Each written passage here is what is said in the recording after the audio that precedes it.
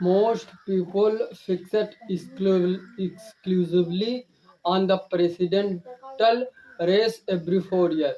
But if you want to understand how power actually functions, gridlocks or accelerates in the United States, you have to look directly at the midterm elections.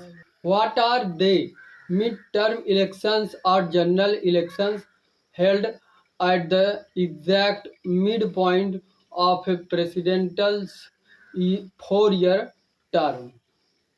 The core mechanism they determine the balance of power across both chambers of the US Congress, alongside dozens of critical states and local exclusive seats. The high stakes. A president cannot unilaterally pass legislation, approve budgets, or confirm federal judges without congressional cooperation. Control of Congress dictates whether an administration policy agenda moves forward or dies on arrival. Notice the structural difference. The entire house is perpetually in campaign mode, turning over every 2 years. The Senate, designed by the framers to act as a cooling saucer, only turn over roughly a third of its seats at any given midterm. When legally established as the first Tuesday after the first Monday in November of even number non-presidential years. The election season. While election day is the finale, the process spans months, beginning with primary elections in spring and summer, followed by weeks of early voting and mail-in balloting in the autumn. Nationwide across all 50 states, 435 congressional districts and the thousands of local precincts. While all districts vote, the national outcome it is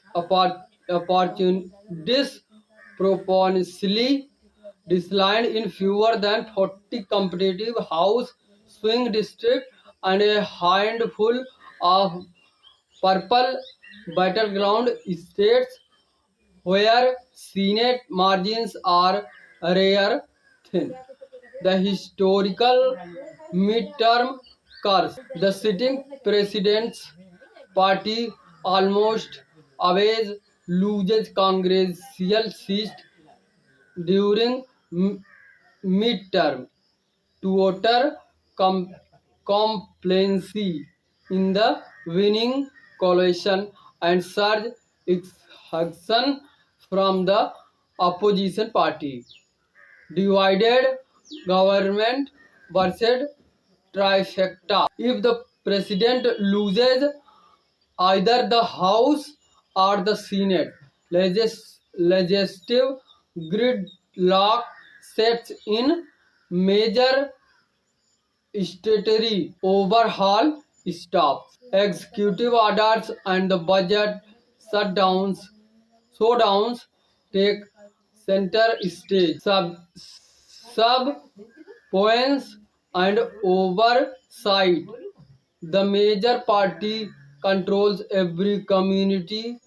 Flipping the House or Senate grants the opposition party the power to use subpoenas, runs investigations, and hold high-profile hearings on the executive branch. Judicial appointments. A Senate majority controls the confirmations pipe, pipeline for federal districts, courts, appellate benches, and the Supreme Court. Step 1. Primaries and the nominations.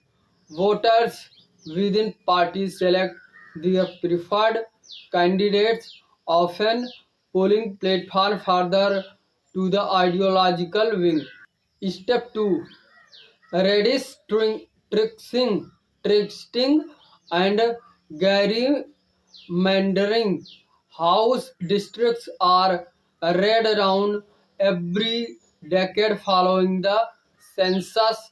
State level political control directly influences boundaries map, shaping partism advantages before a single vote is cast. Step 3. Voting system. Unlike presidential elections, there is no electoral college in midterm congressional races.